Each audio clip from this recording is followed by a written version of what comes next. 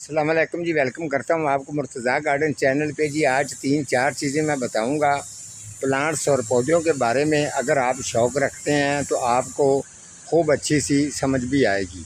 समझ लें कि ये भी मेरा होम विज़िट है।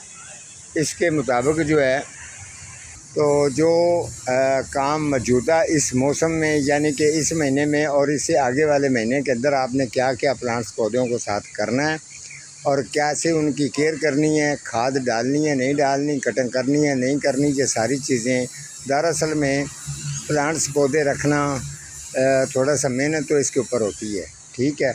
लेकिन ये कुछ लोग कह देते हैं जी ये बड़ा मुश्किल नहीं होता। जब आपको ये काम आ जाना तो फिर उसके बाद आप जो चाहें जैसे चाहें आप प्लांट्स पौधों को लगा सकते हैं। फ्रूट हो, फलों वाले हों या सब्ज़ी के हों या वेजिटेबल, इस तरीके की जो चीज़ें होती हैं या कटिंग लगाएंगे, ठीक है। तो ये सारी चीज़ें सबसे पहले मैं शुरू कर लेता हूँ। अगर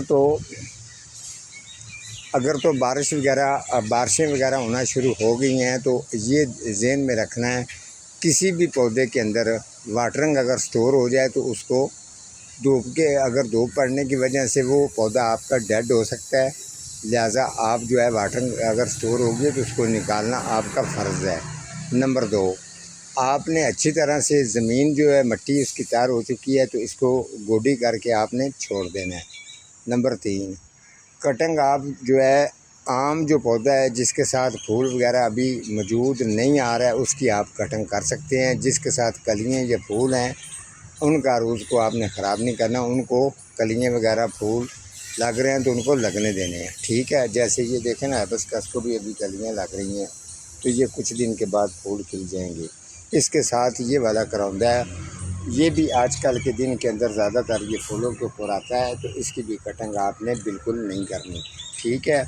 अगर आपको कुछ लोग जो हैं वो प्लांट्स पौधों की जो उम्र होती है फूल लगने की उस वक्त आके उनकी कटिंग कर देते हैं तो प्लांट्स पौधा दुआ नहीं देता बल्कि बददुआ देता है। उसको फूल, उसका जो फूल आ रहे हैं या सब्ज़ी है या फ्रूट फल वाला पौधा है उसके बाद ही उसकी कटिंग की जाती है। अगर समझदार किसी से पूछेंगे तो वो आपको बताएगा कि ठीक है।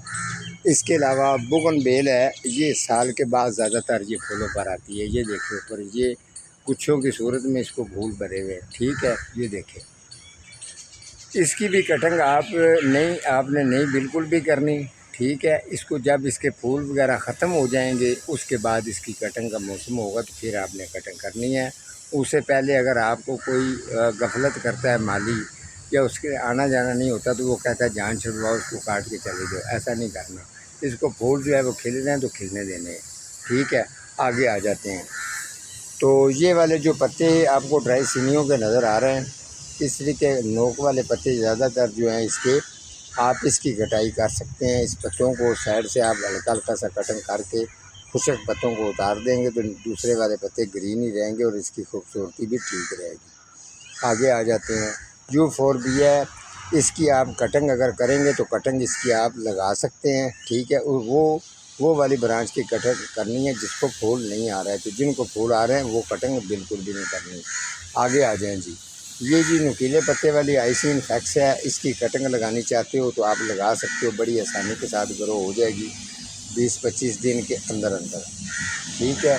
ये चपली थोर का पौधा है जी, आप इसकी भी कटिंग लगानी चाहते हैं तो लगा सकते हैं, लेकिन वाटरिंग की फुल कमी रखनी है। एक पीस को लगाएंगे तो ये बेहतरीन ग्रोथ कर जाएगा, ठीक है।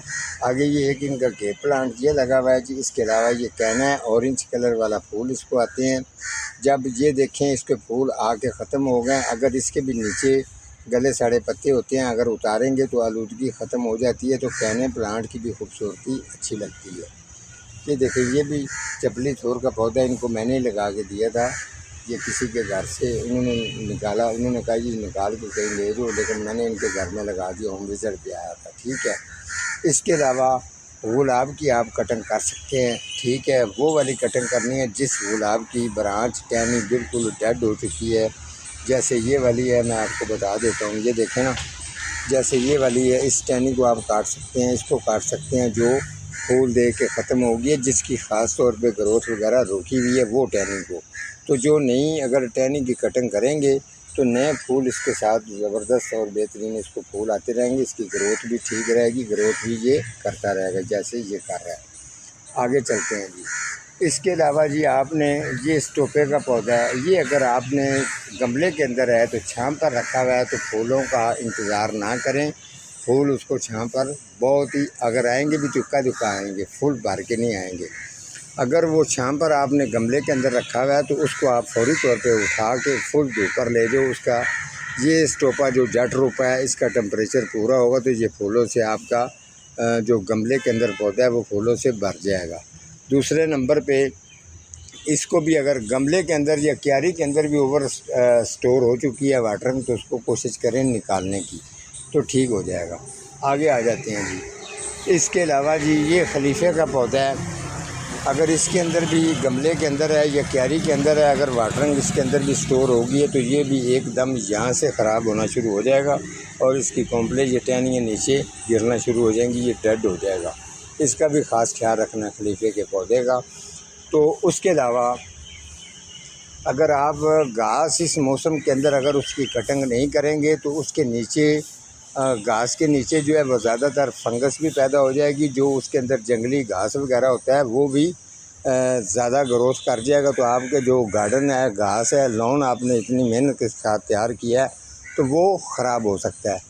जितनी कोशिश करें जो जल्द से जल्द अगर 1-2 इंच का ये जहाँ तक घास आ गया तो फौरी तौर पे उसके ऊपर मशीन लगवा लें, ताकि जंगली जो है घास वगैरह जिसके सीड गिरने की वजह से आपका गार्डन ख़राब होगा वो चीज़ पर कंट्रोल हो जाएगा। जंगली घास वगैरह ग्रोथ नहीं करेगा और वैसे भी आपका गार्डन साफ़ सुथरा रहेगा। ये सबसे पहले आपको बता दें कि ये मशीन वगैरह लगा के ये आपको ढेरियाँ नज़र आ रही होंगी, ये भी हमने कटिंग करके इसको सेट किया है। उसके अलावा जी ये देख लें, यहाँ पर भी इसकी जो साइड है ये साइड से इसकी कटिंग करके यहाँ पे इसका भी ढेर लगा दिया। तो इसके अलावा ये वाली जो साइड है, अगर आप इस साइड पे आ जाएंगे तो ये देखें ये जो है इसका खंबा वगैरह यहाँ पर भी काफ़ी जंगली ग्रोथ कर गया था। इसको सेट करके एक इसकी तरतीब और ऊपर वाली जो क्यारी इसकी है उसको भी सेट करके उसके जंगली घास वगैरह निकाल के साइड से फिर इसकी कैंची के साथ अच्छी तरह से कटिंग करके ये जितने भी डब्बे बने हुए हैं इनकी साइड बनाई है। और उसके साथ साथ हाँ, अगर उल्टा शौक ओवर जा रहा है तो उसकी आप कटिंग कर सकते हैं। बारिश के दौरान वो नुकसान कर सकता है। किसी गली मोहल्ले में अगर वो हाइट में जा रहा है या आपके कहीं भी लगा हुआ है, अगर उसके बारिश के दौरान बिजली की जो तारें वगैरह होती हैं ये ज़्यादातर झुक जाता है। हम तो लोगों को ज़्यादा मशवरा देते हैं कि जब भी आपने उल्टा शौक लगाना हो, उल्टा शौक नहीं लगाना, सीधा शौक लगाना है। एक तो वो ज़्यादा गंद भी नहीं डालेगा और दूसरे नंबर पे ज़्यादा गंद भी नहीं डालेगा और छतरी भी उसकी बेहतरीन बनती है।